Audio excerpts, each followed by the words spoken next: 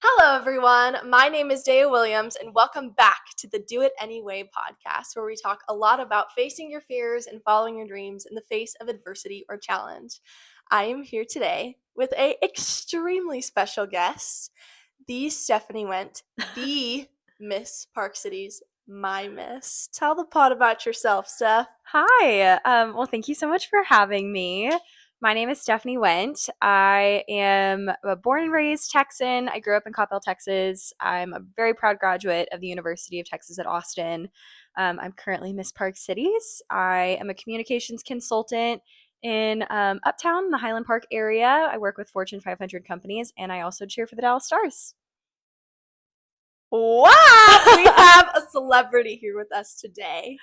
Let's jump right in, Steph. Okay, I can't Usually wait. we jump in with the harder to answer questions first, Okay. kind of get those out of the way. Yeah. So I called you here today to talk Hmm. about your challenge and adversity of Yeah. choice. Okay. Go ahead and tell us about it. Yeah, so back in February of 2021, I was diagnosed with what's considered situational depression.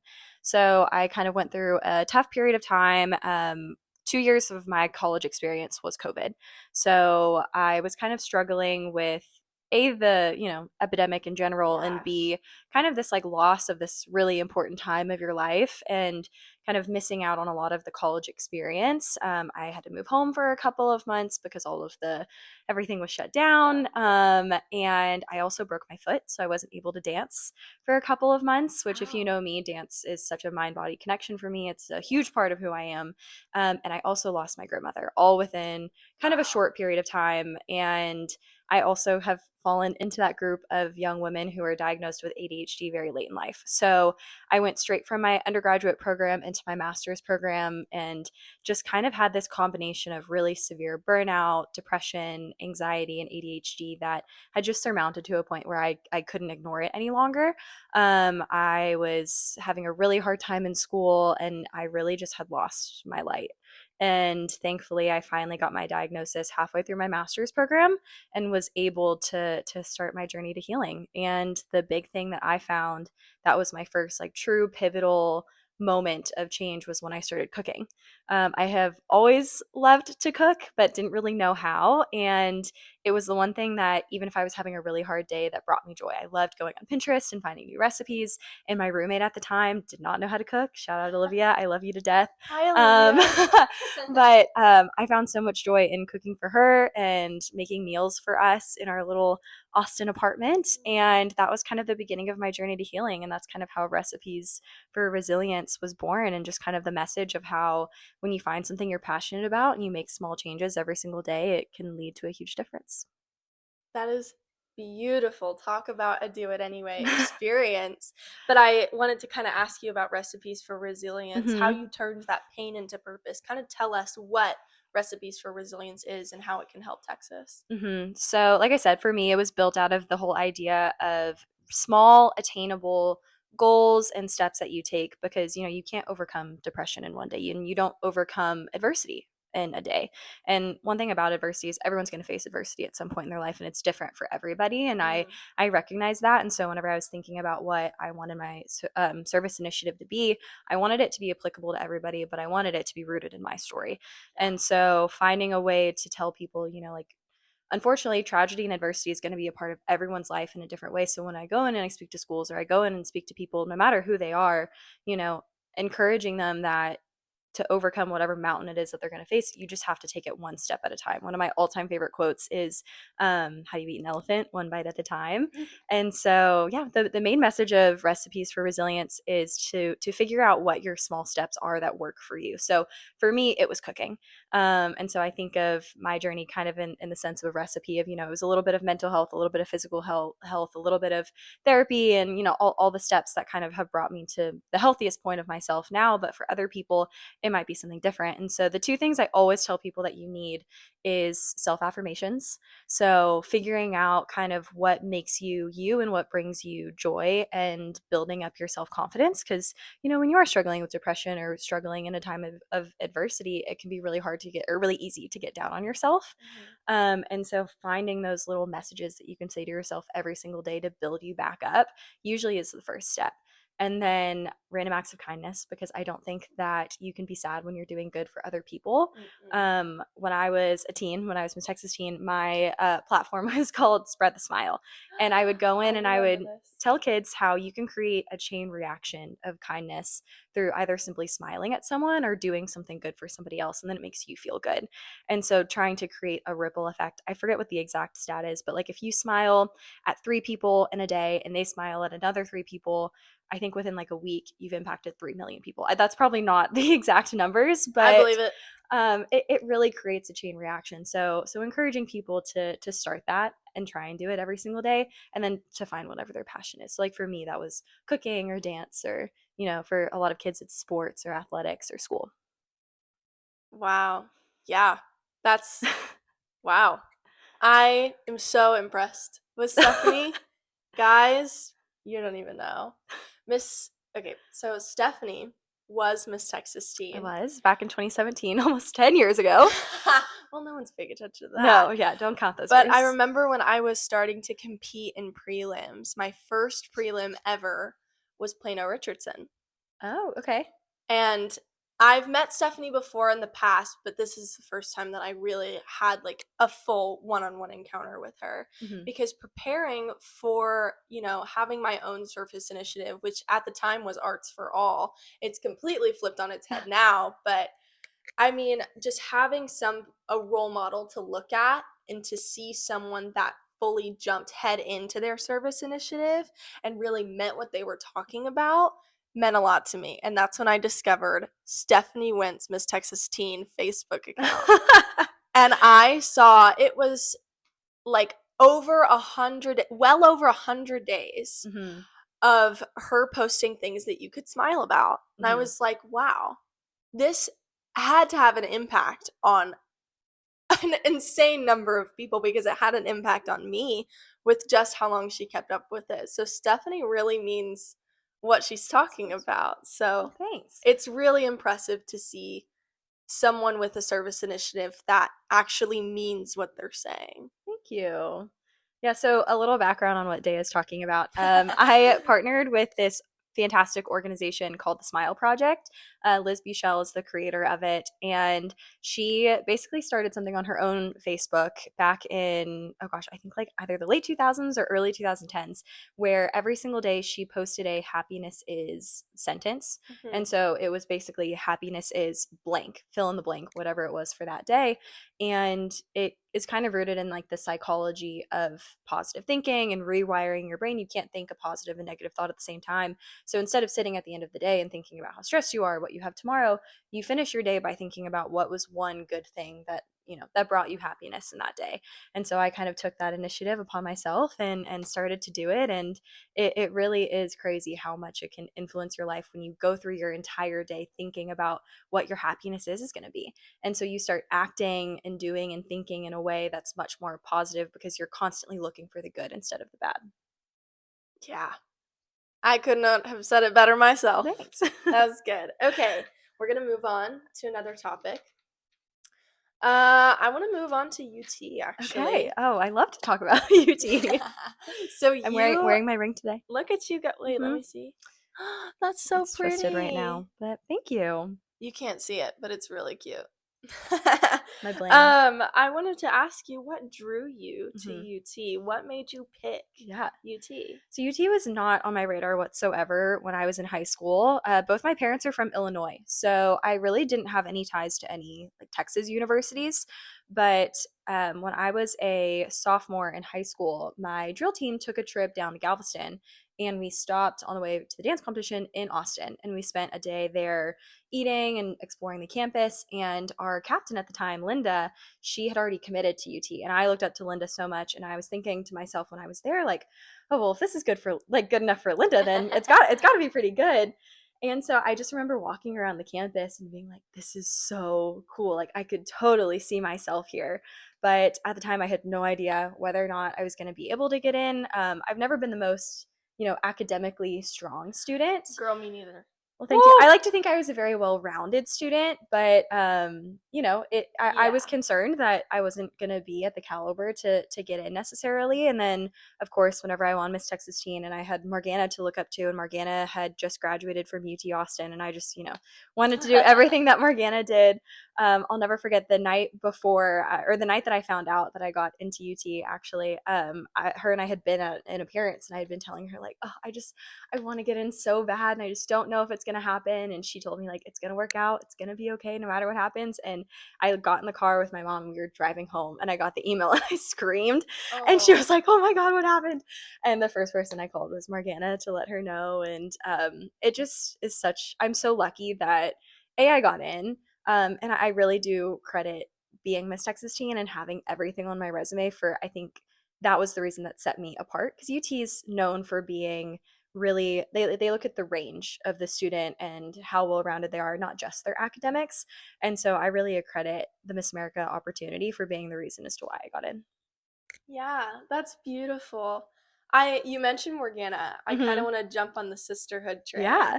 So you were Miss Texas Teen, and now you're Yes. competing as a Miss. Hmm. How has sisterhood stuck with you and impacted your life? So I'm an only child, and I have always kind of found sisterhood in the things that I've been involved in. So whether that was dance or whether that was like pageants and Miss Texas, having those role models for me has been so important. And the reason I got involved in the Miss America opportunity was a very, very special person in my life named Nicola. When she was 18, she competed for Miss Texas and asked me to be her Lone Star Princess at the time. Aw.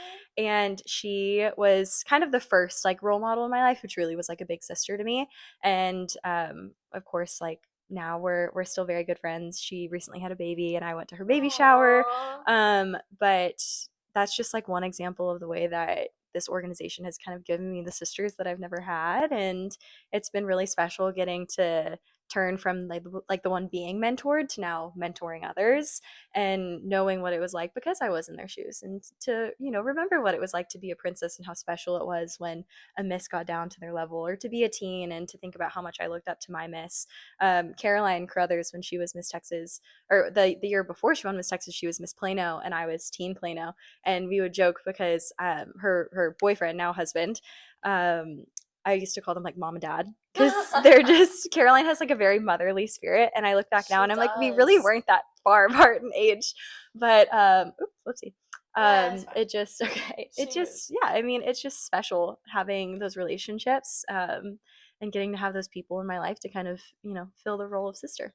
Yeah. I love I that. rambled for a long time, but Hey, no, no, no, no, no. We love talkative people on this oh, good. podcast. I very much am one. Speaking of sisterhood, though, I Hmm. did want to ask about your sorority experience. Yes. I'm rushing in the fall. Hmm. Could not be more excited to rush at Alabama. Pumped, pumped, pumped, pumped, pumped. But I wanted to ask about your sorority experience, how it's Yeah. impacted your life, what made you decide to get into it, stuff Hmm. like that. So I had a really great sorority experience. Whenever I was going through recruitment, my mom had been in a sorority in college, but again, sororities in the Midwest are very different from sororities in the South.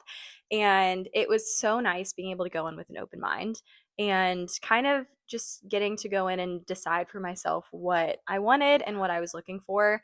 I was on the Pom Squad my freshman year of college, and a lot of the girls who were on the Pom Squad, who I'd already met through like our summer camps and things, had been in different sororities. So I obviously like asked them, talked to them, got a vibe of what their sororities were like, and so that kind of helped me go into the experience knowing a little bit of what I was looking for and what houses I might have been interested in. But I really went into open house the first round like completely open minded, and I Yeah. remember walking into Zeta for the first round, and I told myself like I'm gonna be open minded, and I remember walking out of those steps and being like, oh, it's Zeta. Like I knew from the very first time that I walked in, I just felt so at home, and the girls made me feel so welcomed, and it was I was, yeah, the whole experience, just Zeta was my front runner the whole time, and Morgana of course was a Zeta, Aww. and there was a couple other Miss Texas girls that were involved at the time, so they made me feel really at home. And whenever we had bid day, Morgana actually was in school in London, and she surprised me by coming and being there on bid day. So if you go and look back at some of the photos, I'm like full on ugly crying because I was not expecting her to be there. So that was really special that she So surprised me, and I kind of cute. got to follow in her footsteps. But uh, um, what really made Zeta special for me was my friends. I got so lucky with just a great friend group of girls that we go on a girls trip every year. We're finally getting to that point where some of them are starting to get engaged, which is really exciting, and just kind of entering the next stage of life. But yeah, Christine, Cameron, Grace, Lillian, Cassie, they're my best friends. Oh, that's so sweet. That's so awesome.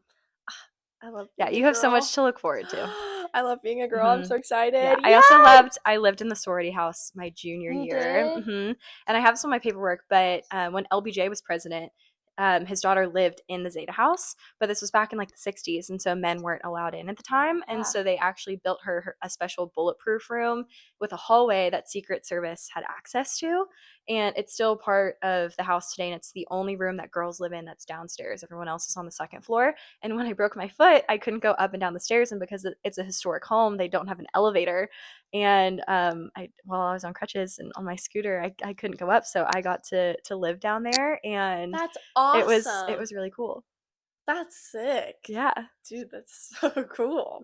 It's What? yeah, the Zeta House at UT is also a historical landmark, which is really Yeah, cool.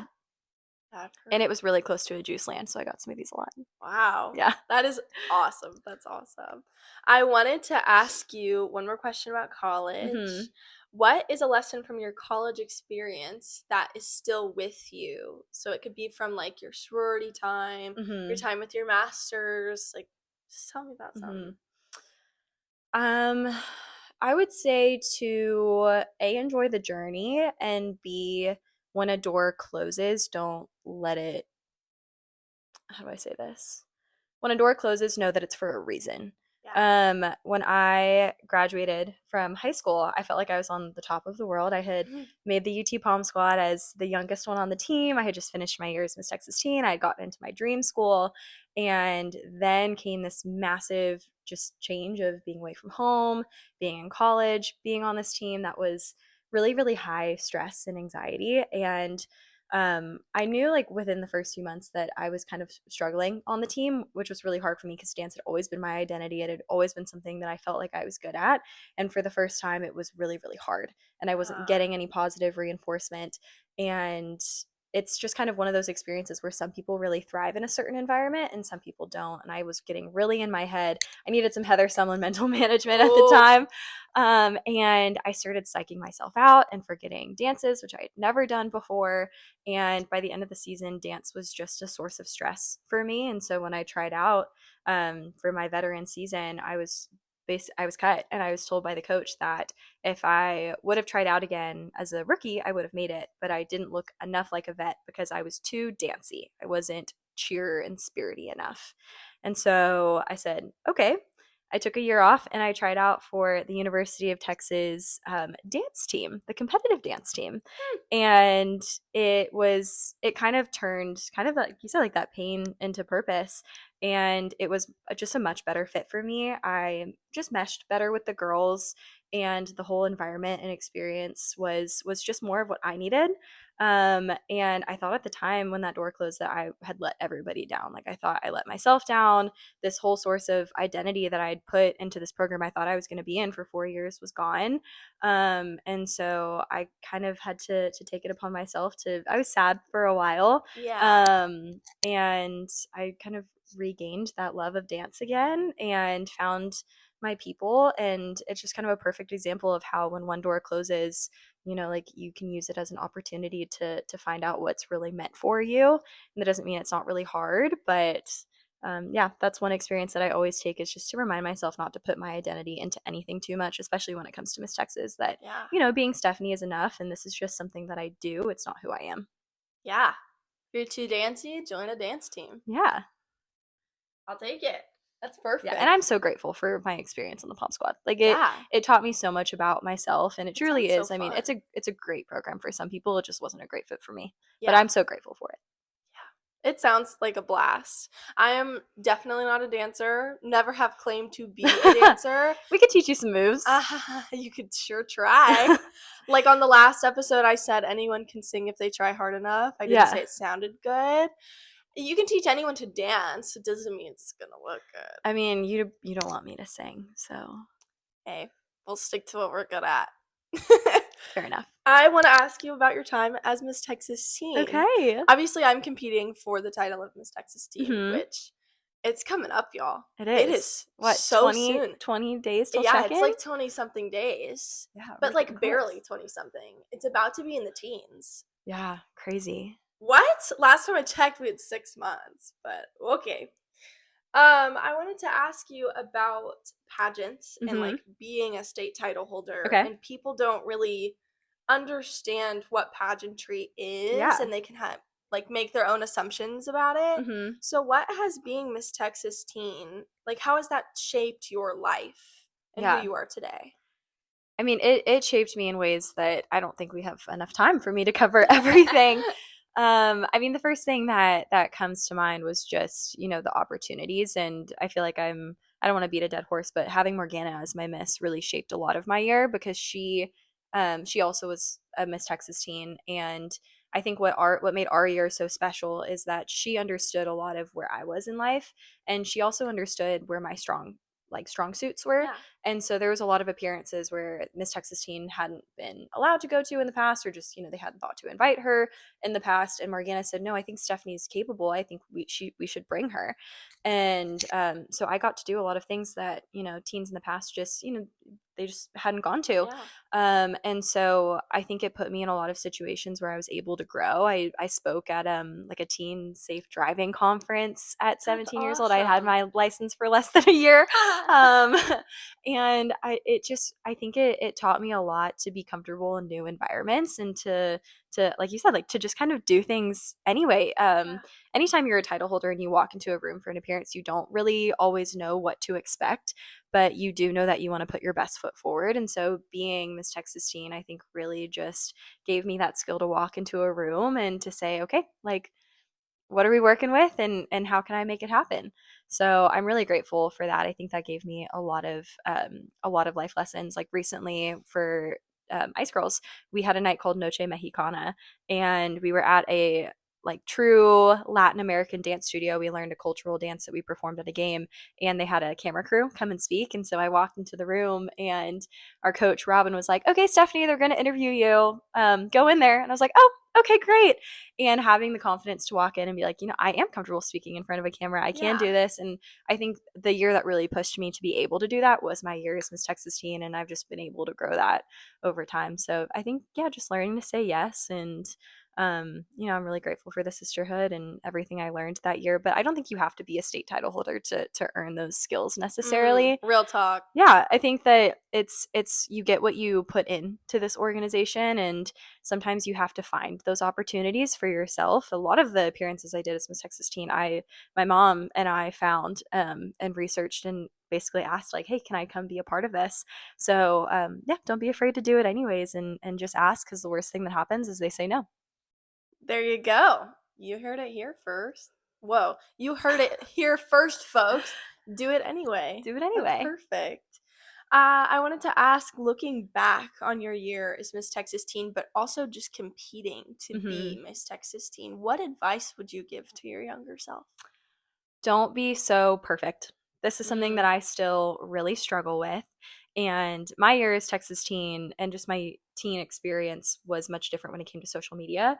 It was definitely a highlight reel. There was no one really being truly authentic at the time, at least in my opinion. I'm sure there was people who were, but I think there's a much better environment towards being authentic and being vulnerable on social media that didn't exist back then.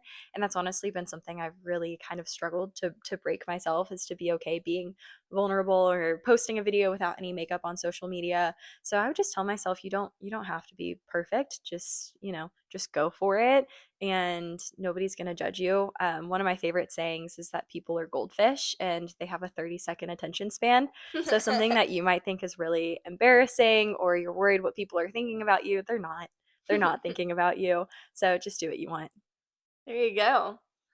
Um, do you think that there is a difference between competing for Miss Texas Teen today and being Miss Texas Teen today than 10 years ago?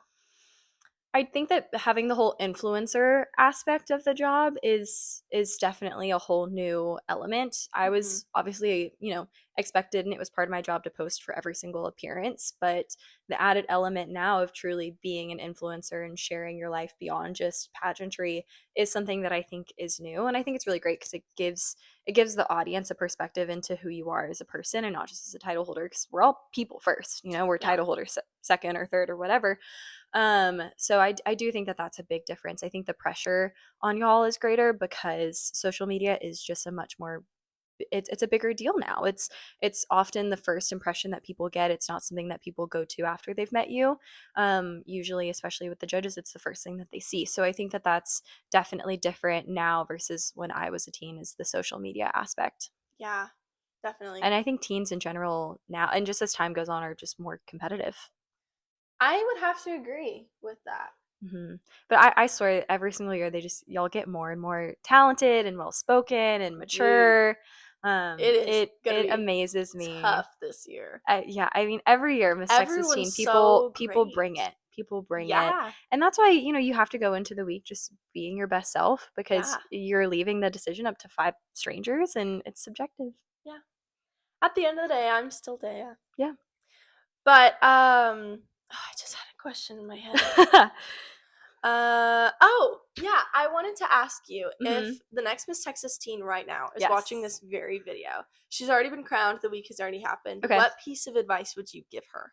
My favorite quote is that every day is an opportunity, not an obligation.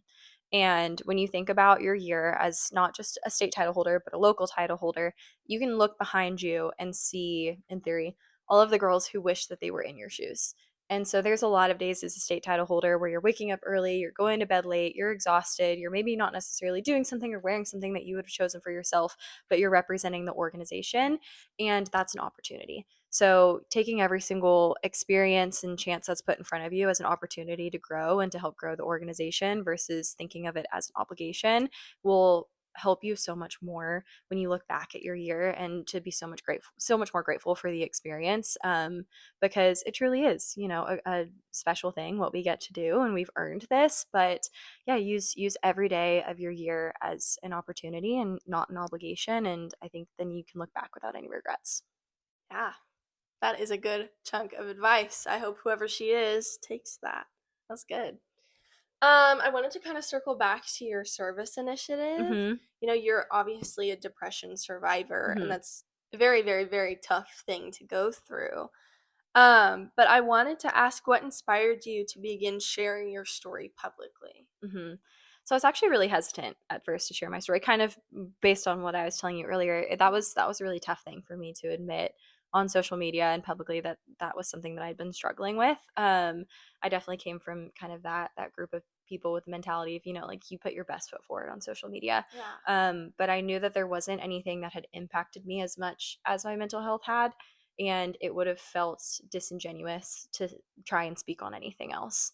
And so it honestly was a push, and it was something I was really uncomfortable with my first 2 years as a Miss, because it's hard to speak about something when you're living it. Mhm. And so it's much easier for me now kind of to be on the other side of it, to be able to talk about what I went through and what actually worked. But it was a struggle for a while, but I knew that there was nothing else that would have been as meaningful. Yeah, definitely. And it is very meaningful. It's a very powerful Thanks. story. I wanted to ask you, what do you want people to take away from you talking about mental health? What do you want people to Mhm. learn and apply to their lives? Yeah, so um I always say you don't have to have a diagnosis to have a bad day. And that's kind of rooted in the same idea of, like, adversity doesn't discriminate. And you shouldn't let any diagnosis define you. So, I mean, ideally, what I want people to know and what I want kids to know when I am speaking to any, or really just anyone, when I speak to any group, is to just take it one step at a time, and to figure out, what makes you you. And that's going to be what you're rooted in whenever adversity does come. So everyone's going to struggle, everyone's going to have a bad day. no matter whether or not you have a mental health diagnosis or not. But yeah, just finding those things that what am I trying to say here? I have like a cute little quote and I'm totally going blank on what it is, but yeah. Yeah. Yeah. Definitely.